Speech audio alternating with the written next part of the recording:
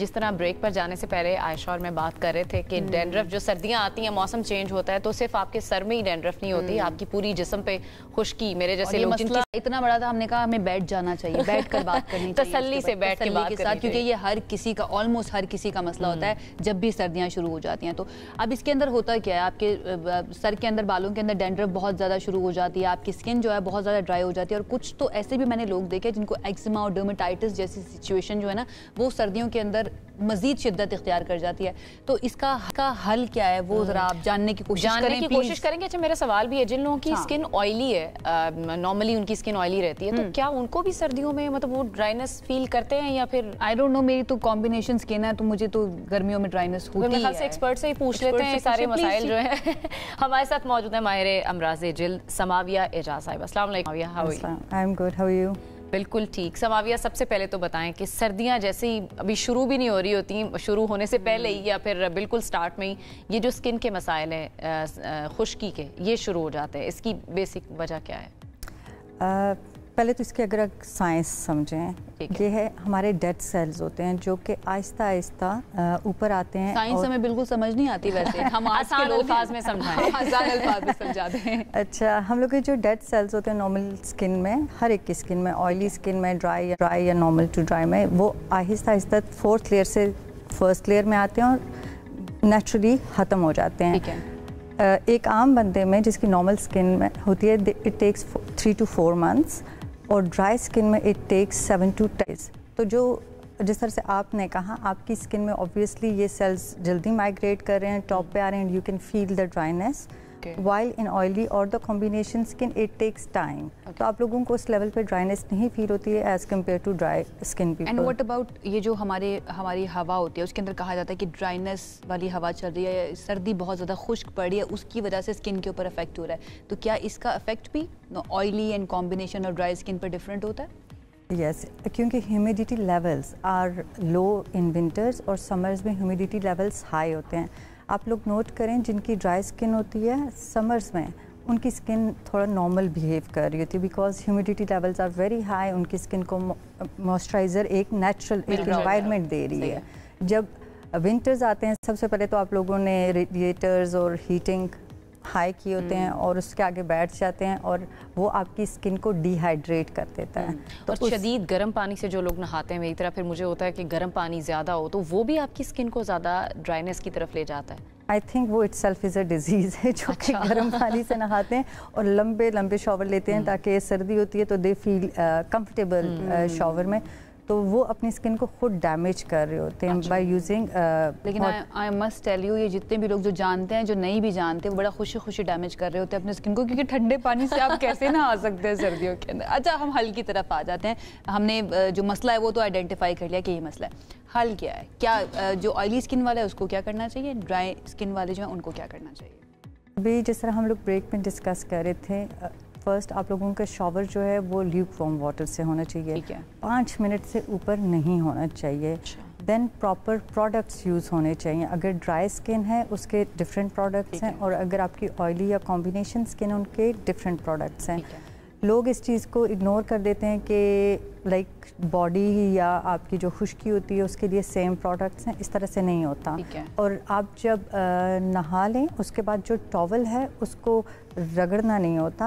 आप क्योंकि एग्रीवेट कर रहे होते हैं अपने बॉडी सेल्स को जो कि हार्मफुल होता है, जस्ट हल्का सा उसको या तो यूज़ द डैम्प करना, हाँ डैम्प कर दें या बॉडी रैप्स और इस तरह की चीज़ें यूज़ कर सकते हैं आप लोग। अच्छा, मैं प्रोडक्ट के नाम तो नहीं आपसे पूछूंगी, लेकिन कौन कौन से उसके अंदर इंग्रेडिएंट्स हो सकते हैं जो कि ऑयली स्किन के लिए अच्छे हैं या फिर ड्राई स्किन के लिए अच्छे हैं, वो थोड़ा सा बता दें सो दैट जब आप ख़रीदने जाएं तो आपको पता हो कि ये इंग्रेडिएंट्स होने चाहिए। सबसे पहले तो मैं आपको ये बोलूँगी, अगर आपको इतना इशू है प्लीज़ आप सेल्फ मेडिकेशन ना करें। देखिए, हमारी कोशिश ये होती है, आप लोगों को हम बुलाते इसलिए कि जो देखने वाले हैं ना उनको डॉक्टर के पास ना जाना पड़े, अवेयरनेस के लिए वो यहाँ से जो है ना उनको थोड़ी सी हेल्प हो जाए। तो थोड़ा सा इस बारे में कि किस तरह के प्रोडक्ट्स होने चाहिए। पहले तो उनकी डाइट थोड़ी सी अच्छी होनी चाहिए जिसमें सर्दियों में नट्स हर तरह के आप यूज़ कर सकते हैं, एग्स यूज़ कर सकते हैं, probiotics like yogurt things, fish आप यूज़ कर सकते हैं, दे हेल्प। ओमेगा 3 का भी बोलते हैं, जिंक, बायोटिन, ये सारी चीज़ें हेल्प करती हैं आपको अगर फूड में आप लेंगे। ठीक है। और जहाँ पे प्रोडक्ट्स रहा तो प्रोडक्ट्स में हम कहते हैं सल्फेट फ्री होने चाहिए, सिलिकॉन मिनिमम हो, लेकिन फिर अगर सल्फेट फ्री होता है तो क्लिनजिंग नहीं होती, तो थोड़ा बहुत सल्फेट नहीं तो वो लोग जो तेल की मालिश कर लेते हैं हाथ मुंह धोने के बाद मुंह पे के इस्तेमाल करते हैं। मुझे अपना बचपन याद आता है ना, अम्मी मुंह हाथ धुलाने के बाद ना हाथों पैरों पर मुंह पे भी तेल ही लगा देती थी कि स्कूल जो है ना। इससे फर्क पड़ता है वैसे ये जो नहाने से पहले के या बाद में? बाद में, लाइक मॉइस्चराइजर। आप दोनों का बता दें। अच्छा, जो आपने बताया वो तो बहुत लीथल है, नहाने के बाद तो बिल्कुल नहीं यूज़ करना चाहिए, क्योंकि हमारी बॉडी के ऊपर एक नॉर्मल, अम्मी देख रही है ना, ये मेरी स्किन जो ख़राब हुई है आपकी वजह से हुई है। अच्छा, नॉर्मल एक फंगस होता है जो कि हमारी इम्यूनिटी को या हमारे केमिकल को बैलेंस रखता है। ओके। जब आप नहाने के बाद ऑयल लगाते हैं वो वहाँ पे स्टे करता है, तो ओवर ग्रोथ हो जाती है, जिसकी वजह से सेकेंडरी फंगल इन्फेक्शन हो जाता है। अगर आप नहाने से पहले ऑयलिंग करते हैं, not in the roots of your hair, shaft पे और बाकी रेस्ट ऑफ द बॉडी पे 1 घंटा छोड़ें, और उसके बाद आप again I am saying Luke warm water से 5 मिनट शॉवर लें। स्टॉप यू देयर, आप कह रही हैं रूट्स के ऊपर हमें ऑयल नहीं लगाना? एब्सोल्युटली नहीं नहीं, तो हम लोग चाहिए। यही कहते हैं कि अगर आपने डैंड्रफ भगानी है तो अंदर तक जड़ों के जो है वो तेल जाना चाहिए, वरना तो शायद नहीं जाएगी डैंड्रफ। आप कह रही हैं कि बस नीचे लगाना। हाँ, डैंड्रफ इज़ अ डिजीज़, ठीक है, इट हैज़ लाइक मैंने अगर उसका देखें तो इट्स मल्टीपल टाइप्स हैं, लेकिन जो नॉर्मल डैंड्रफ होती है जो बच्चों में, या आप जिस तरह से कह रहे हैं जो हमारी 50% पॉपुलेशन जिससे इफेक्टेड है, तो उसमें लोग बैठ के मसाज करवाते हैं और कहते हैं बालों का कि डैंड्रफ जाए। ठीक है, आप लोगों ने एक सुपरफिशियल लेयर को क्लियर कर दिया, सही है, आप लोगों ने शॉवर ले लिया, लेकिन आप जब मसाज कर रहे होते हैं you are activating the cell, आप उसको डबल अप कर रहे होते हैं। अच्छा, ये तो एक तो मिसकंसेप्शन आपने बता दी जो हमारे घरों में, और कौन से घरेलू टोटके हम इस्तेमाल कर रहे होते हैं जो कि मिसकंसेप्शंस हैं और हमें पता नहीं होता कि ये तो बल्कि उल्टा हमें नुकसान दे रहे हैं? गंजा करवाते हैं लड़के भी नहीं, वो खुद को गंजा करवाते हैं, वो कहते हैं बाल भी अच्छे आ जाएंगे, डंडफ भी खत्म हो जाएगी। ये सबसे बड़ा जो फॉल्ट है, हाँ, इट्स अ मिथ। इसके अलावा आप अंडे लगाते हैं, दही लगाते हैं बालों में। हाँ, मुझे तो लगता है वैसे वो अच्छा होता है, उसको बुरा मत कहिएगा प्लीज, वो अच्छा होता है प्लीज, मैंने आपसे मनवाना है। नहीं, आप अंडा खा लें, वो ज्यादा लगाने से बेहतर है खा लें, और दही से स्मेल भी नहीं आएगी, लोग आपसे डिस्टेंस भी नहीं करेंगे। नहीं, मैं 2-3 दफा शैम्पू कर लेती हूँ उसके बाद, लेकिन ये है कि कुछ लोग, मैं कहती हूँ हर किसी का डिफरेंट मैकेनिज्म है, कुछ लोगों को सूट कर जाती हैं चीज़ें, कुछ लोगों को सूट नहीं करती। लाइक मेरा एक थोड़ा सा जो तरीकाकार है वो मैं बता देती हूँ कि नॉर्मल ऑयल के अंदर rosemary oil and peppermint oil mix करके थोड़ा सा वो मैं लगाती हूँ, तो उससे मुझे बहुत ज़्यादा हेल्प होती है। एसेंशियल ऑयल्स हेल्प करते हैं आपके बालों को की डैंड्रफ वगैरह को?